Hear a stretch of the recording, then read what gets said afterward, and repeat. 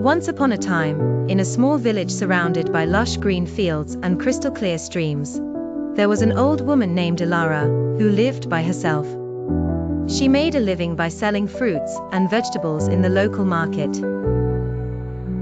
To fetch water for her little garden, she had 2 pots, both tied to the ends of a long bamboo stick which she carried across her shoulders daily.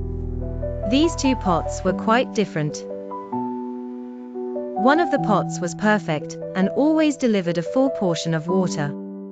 The other pot, though beautiful, had a crack on one side and leaked a substantial amount of water by the time Elara returned home.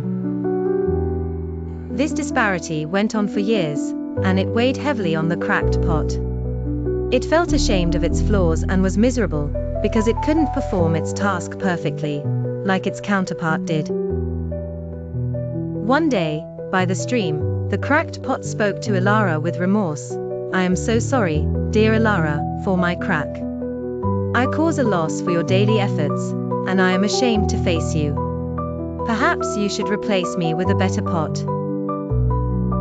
Elara smiled gently and replied, "Oh dear pot, you have no need to be sorry. Haven't you noticed the beautiful flowers that bloom on your side of the path?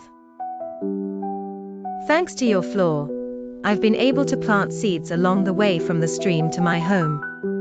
While we walk back, you water them, and that is why I can pluck these lovely flowers to decorate my house and sell alongside my vegetables." The cracked pot was astonished.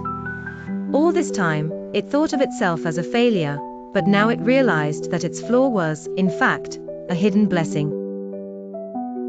It was no longer ashamed and carried with it a sense of pride in its unique contribution to Elara's life. This simple, but profound realization provides a valuable moral. Each of us has our own unique flaws. We may view them as weaknesses and disadvantages, but if we look at them from a different perspective, we can turn them into strengths.